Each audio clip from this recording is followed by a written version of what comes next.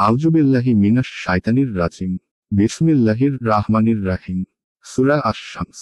আয়াত 1 শপথ সূর্যের যখন সে আচ্ছন্ন করে। আয়াতের তাফসীর।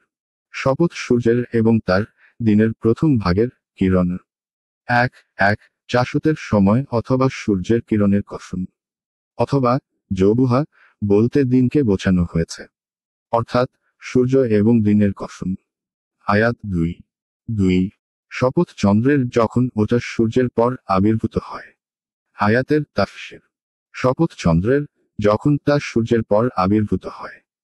1 অর্থাৎ যখন সূর্যাস্তের পরে পরেই চন্দ্র উদয় হয়, যেমন মাসের প্রথম পক্ষে হয়ে থাকে। আয়াত 3 শপথ দিনের যখন ওটা ওকে প্রকাশ করে। আয়াতের তাফসীর। শপথ দিবসের যখন তা সূর্যকে প্রকাশ করে।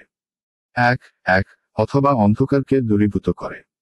অন্ধকার শব্দের উল্লেখ তো পূর্বে নেই, তবে বাগধারার ইঙ্গিতে তা বোঝা যায়। আয়াত 4 শপথ রাতের যখন ওটা ওকে আচ্ছাদিত করে। আয়াতের তাফসীর। শপথ রজনীর যখন তা সূর্যকে আচ্ছাদিত করে। 1 অর্থাৎ সূর্যকে আচ্ছন্ন করে ফেলে এবং চতুর্দিকে অন্ধকার ছেয়ে আসে। আয়াত 5 শপথ আকাশের এবং যিনি ওটা নির্মাণ করেছেন তার। আয়াতের তাফসীর। শপথ আকাশের এবং তার নির্মাণ কৌশলের। 1 অথবা সেই সত্তার কসম যিনি তা নির্মাণ করেছেন। এ অর্থে শব্দের অর্থে ব্যবহার হয়েছে।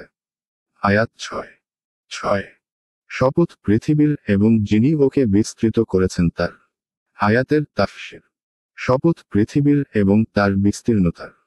1 অথবা যিনি তাকে বিস্তীর্ণ করেছেন।